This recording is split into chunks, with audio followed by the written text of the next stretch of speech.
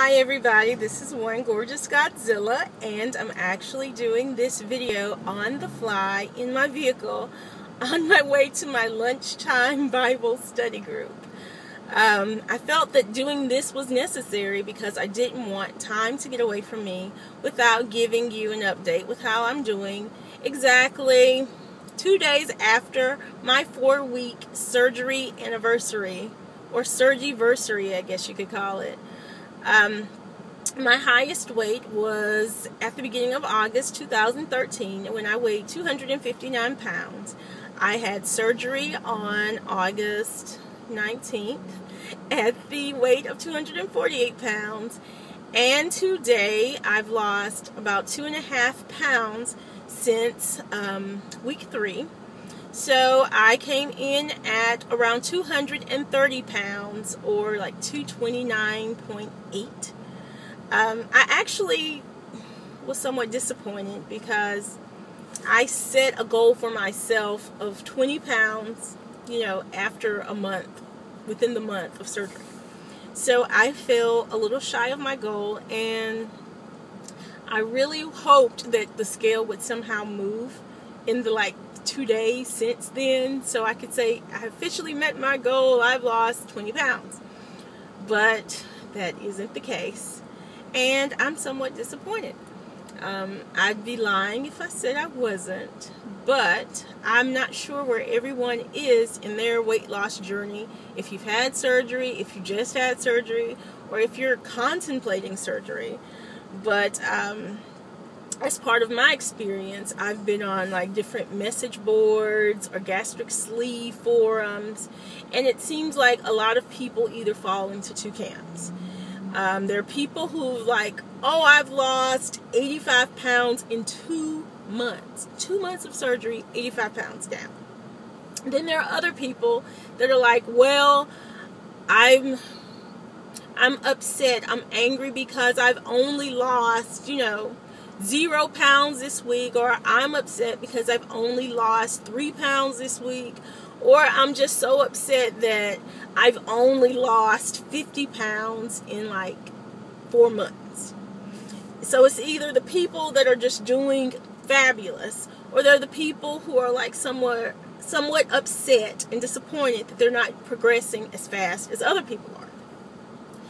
And I really don't want to fall into the camp of the whiners and the complainers, because I feel like those type of people, I guess it's easy to lose sight of where you were. But if you're anything like me, and I don't know if you are, but when was the last time I lost 20 pounds in 3 months, really, or 2 months, short of Atkins or starvation or some other crazy cabbage soup nonsense? I don't do that. If I lost weight like that, I would not be a candidate. I would not have been a candidate for surgery in the first place. So I didn't want to complain about falling short of my goal, because the scales are at least moving in the right direction. They're not going up. Yay.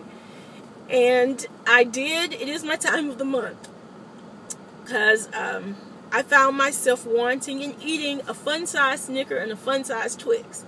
And I love sweets, I love cakes, I love cookies, I love pies, I like a lot of things. But typically chocolate isn't on the top of my list. It's just, as strange as that sounds, the big girl doesn't crave chocolate like that. So when I was in my office and I was like, I really want a Snickers bar or something, I knew it was time.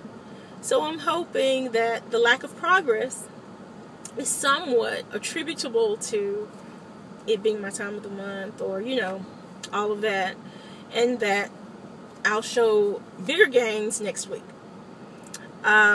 Also, I got a new toy, which I think is going to be really helpful. It's really cool. It's this bracelet thing right here. It's called the Fitbit Flex.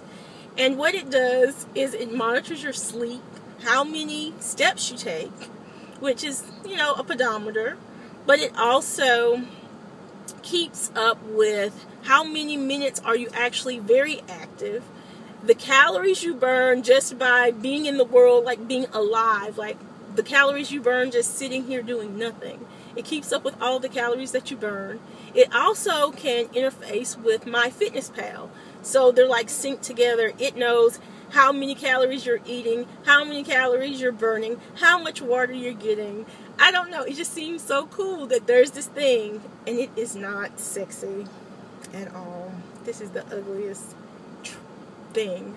I won't say trash because it's not trash, and it's expensive trash because they cost around $100. But yay, eBay! I got this one for $55 and free shipping. But yes, I think that this will be good in helping me to keep track of what it is that I do in the course of my day. I have a sedentary job, as you can tell. I'm on lunch, and I don't move around a lot.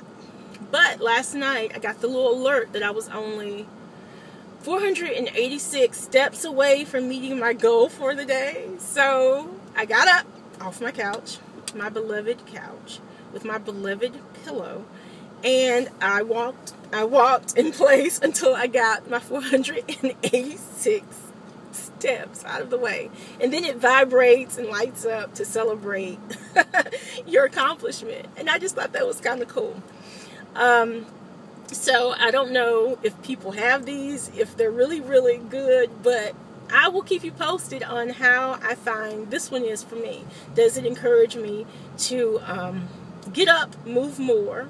And does it help me keep track of my calories? Because sometimes I was like, why am I not losing more? Again, I will not be one of those whining, complaining, bitching, and moaning people. I just can't do it. I won't do it. Y'all will have to just keep me in check if I do it, because I don't want to become one of those people. But we'll see as time goes on. Also, I've hired a personal trainer because I'm very afraid of sagging skin. I don't think a skin surgery would be covered by my insurance.